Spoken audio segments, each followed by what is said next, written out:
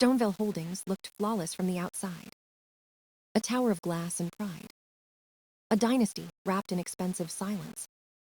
But Elara Voss saw the cracks under the marble. She was hired to fix what others pretended not to see. Her reports reshaped entire divisions. Her forecasts saved quarters from collapse.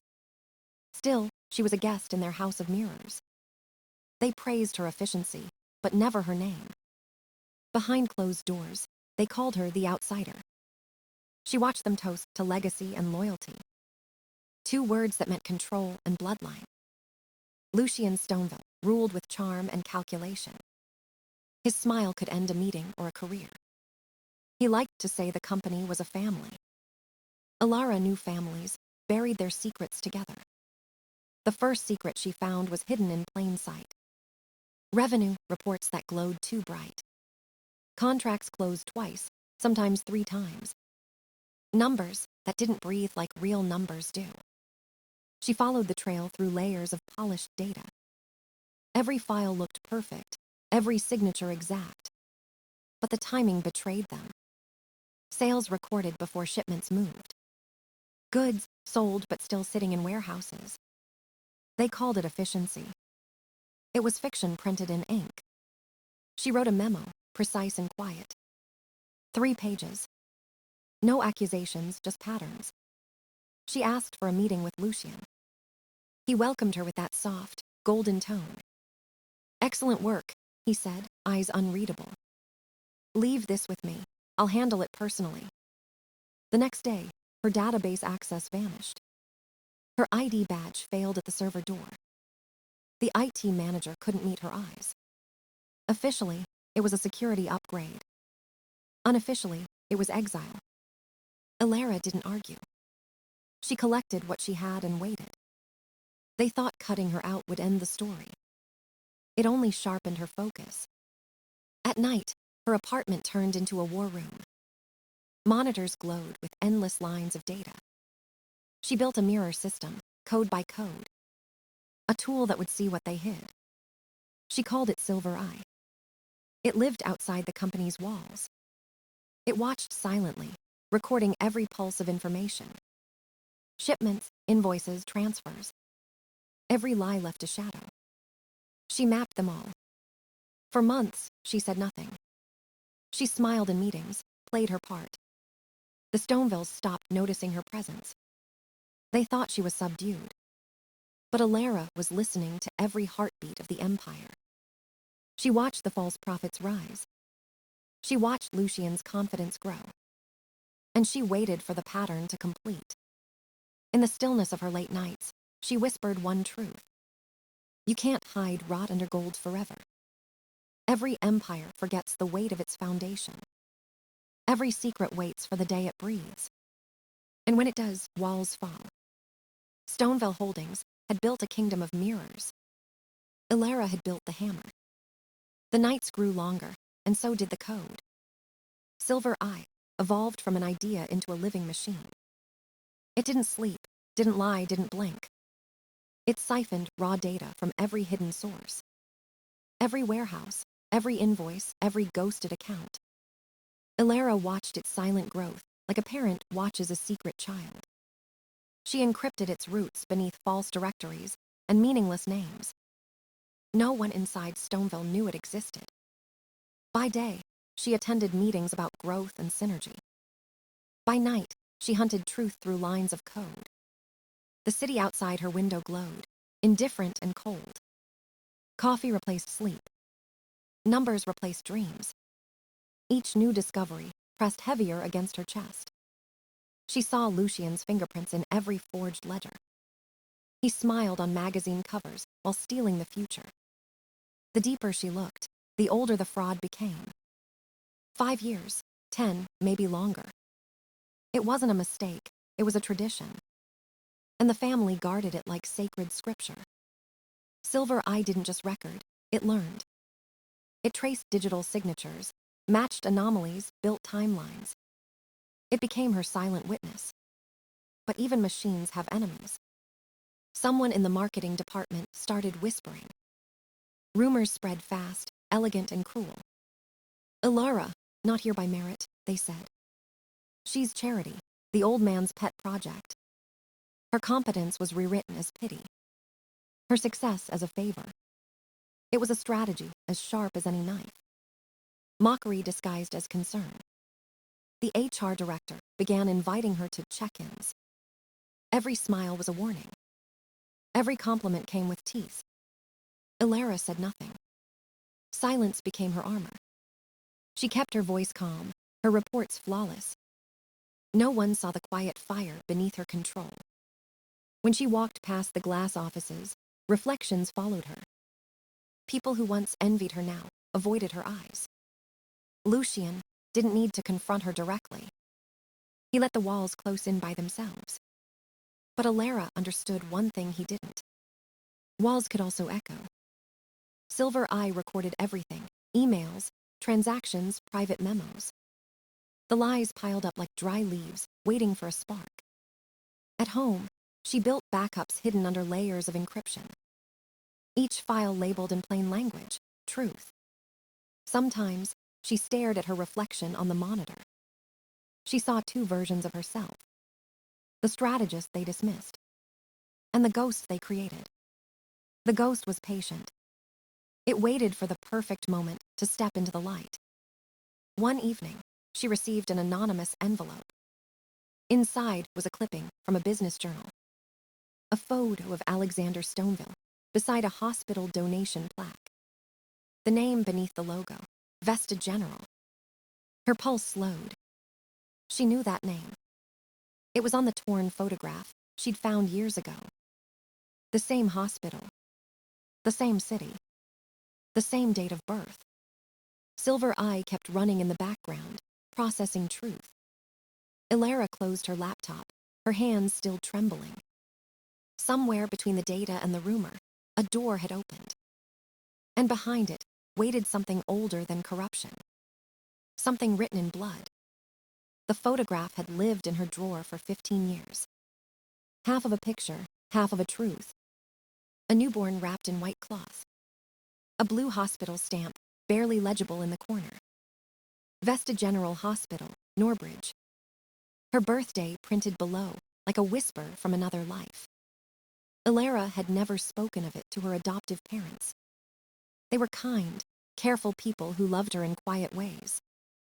As a teenager, she accepted their story without question. But the image stayed in her mind like a crack in glass. Now, after years at Stonevale, the pieces began to move. The clipping, the hospital, the dates, all aligning.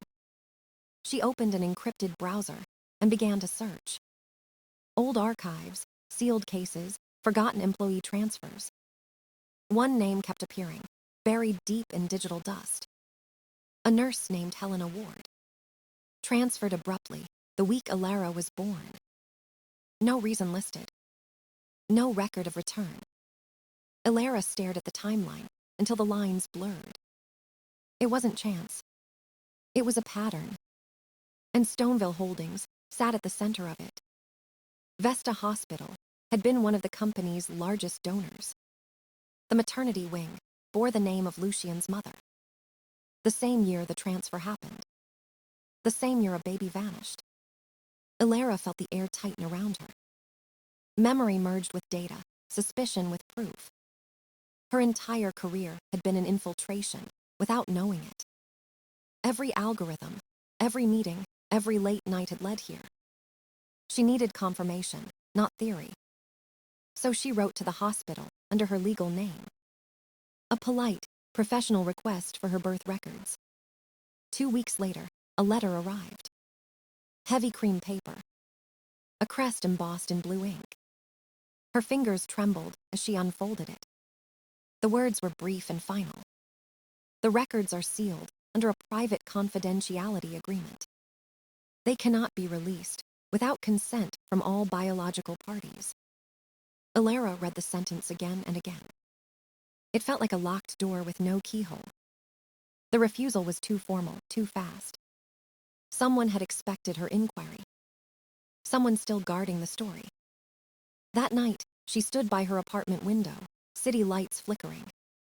Her reflection stared back, cold and precise. She wasn't angry. She was awake. The truth wasn't hiding in a file.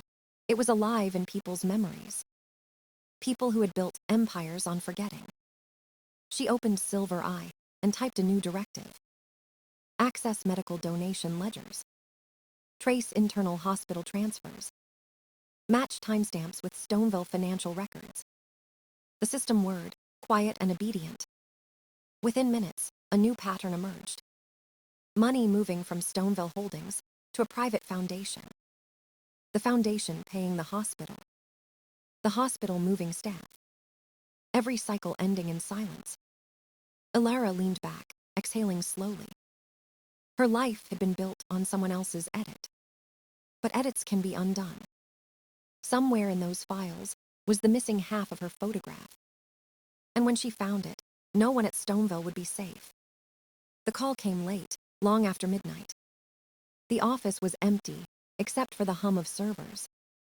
Elara was reviewing new data from Silver Eye. The phone on her desk rang once, then again. No caller ID, just an internal 4-digit code. She hesitated, then answered. Elara Voss. A voice rasped through the line, old and steady. Are you alone? Yes. This is Alexander Stonevale. Her pulse stopped for a second. He was supposed to be bedridden, silent for months. We need to talk, he said. Not here, the old mill, 30 minutes. The line went dead. The mill was company legend. The first factory, preserved like a shrine. No one went there anymore. She drove through the sleeping city, headlights cutting fog. The gate to the compound stood half open. Inside, the air smelled of pine and oil. Machines sat under sheets of dust like ghosts. A single bulb glowed above a wooden workbench. Alexander stood beneath it, cane in hand. He looked smaller, but his eyes burned clear. He gestured to a small metal box on the table. Open it. Elara lifted the lid. Inside lay a hospital bracelet and a carbon copy report. The bracelet read, Baby S. The report detailed an incident 32 years ago. 2 newborn girls switched after delivery. One family wealthy, the other from out of town. The error discovered too late. The second child lost without trace. Elara's breath caught. Her hands shook, but her voice stayed calm. You knew. Alexander nodded once. They told me the other baby died. They erased your mother's name to protect the family. He pointed at the brittle paper. I never believed them. I kept a place at the table for a ghost. Silence filled the mill. The walls seemed to breathe with old wood and memory. He unlocked a drawer and took out a leather folder. Inside was a single document. Irrevocable proxy agreement, it read. He slid it toward her. This transfers my voting rights to you. 31%, equal to mine. She stared at the line, awaiting her signature. This will destroy them, she whispered. It will save the name, he replied. They've turned it into a ledger of lies. You will turn it back into a legacy. He reached into his coat and withdrew a velvet pouch. From it, he took an old gold ring engraved with an oak tree. This belonged to my father. It marks the head of the family. He placed it in her palm. The metal was cold, heavy, final. Tomorrow morning, he said, voice rough with age. We clean out the boardroom. Elara signed. The pen felt like a blade. The lawyer stepped forward, sealed the deal, and stamped it. Somewhere outside, a saw screamed to life. The sound echoed through the dark, sharp and relentless. Elara closed the box and looked at Alexander. Her past had just rewritten her future. The ghost had come home. The night before the gala, Elara didn't sleep. The contract sat on her desk, sealed and irreversible. Her name now carried the weight of a dynasty. But power meant nothing without proof. Silver Eye pulsed quietly in the background. The data streams glowed like veins of light. She typed a final command into the system. A clause hidden deep within the company's framework. If false revenue exceeded 3%, Silver Eye would act. It would send everything to the banks, auditors, and shareholders. Every lie would expose itself in real time. There would be no recall, no undo. It was her silent trigger, her justice made of code. At dawn, she received an invitation marked private. Lucien had called a meeting at headquarters. Only 4 names on the list. Lucien, Claudia, Henry the CFO, and Elara. She walked into the conference room calm and unreadable. Lucien smiled like a man rehearsing victory. "Family matters," he said. "We need your discretion." He dimmed the lights and showed quarterly projections. Numbers rose beautifully, impossibly. Claudia crossed her legs, smirking. "Let's keep Silver Eye offline this week," she said. "Too many eyes ruin the picture." Henry nodded nervously. "We'll normalize everything next quarter. Just a small adjustment to maintain investor confidence." Elara let them speak. She kept her expression neutral, her pen steady. Every word fed into the microphone, hidden in her pendant. The recorder linked directly to Silver Eye's secure drive. Lucien leaned back, fingers steepled. "You've done well, Elara. You were never meant to last long here. But you've served your purpose." His tone was almost kind. She met his gaze. "You think you've already won." He laughed softly. "Winning is genetic." When the meeting ended, Elara walked out first. Her heels echoed down the hall like punctuation. By the time she reached her car, the upload was complete. The file auto-sent to Alexander's encrypted inbox. Inside it was the entire conversation, clean and damning. Lucien's voice, Claudia's plan, Henry's fear. Proof that the family had bled its own empire dry. At home, she poured a glass of water and waited. Her laptop screen flickered once, then steadied. A message appeared in the Silver Eye console. "Confirmation, trigger ready, awaiting threshold breach." She leaned back, exhaling slowly. Every lie now had a timer. Every secret a destination. The next morning would be the gala.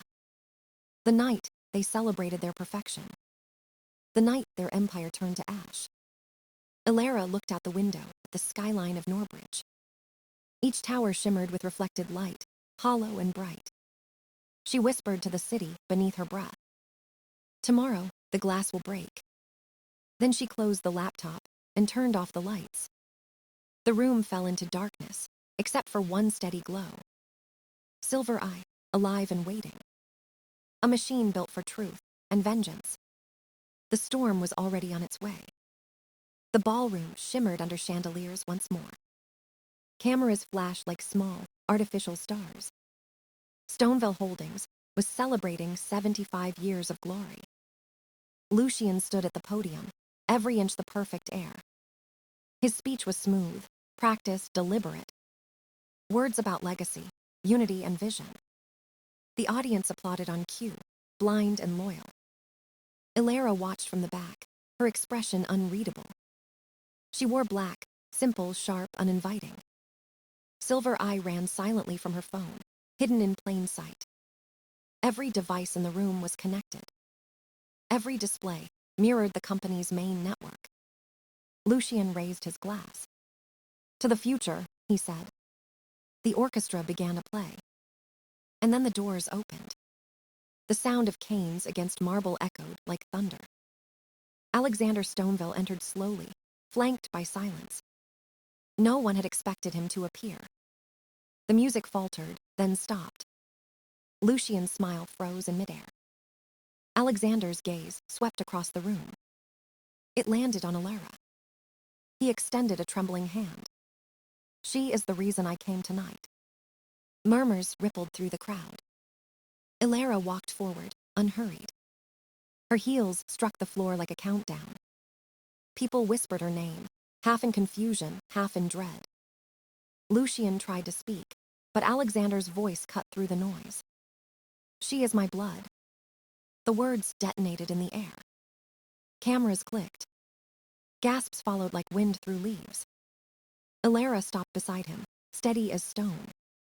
Alexander lifted a document from his coat pocket. "My proxy agreement," he said. 31% transferred to Elara Voss Stonevale. Lucian went pale, his composure cracking. "That's impossible," he stammered. Alexander ignored him. "For years, you've built this house on deceit. Tonight, we tear it down." He turned to Elara and nodded once. She opened her phone. One tap. Silver Eye awakened. Every screen in the ballroom flickered, then synchronized. Charts appeared, real numbers, unedited ledgers. Emails, transfers, hidden accounts. Lucian's signature burned bright on every document. The audience watched in horror as truth replaced illusion. Henry, the CFO, tried to stand, but his legs failed him. Claudia's face drained of color. Alexander's voice carried through the chaos.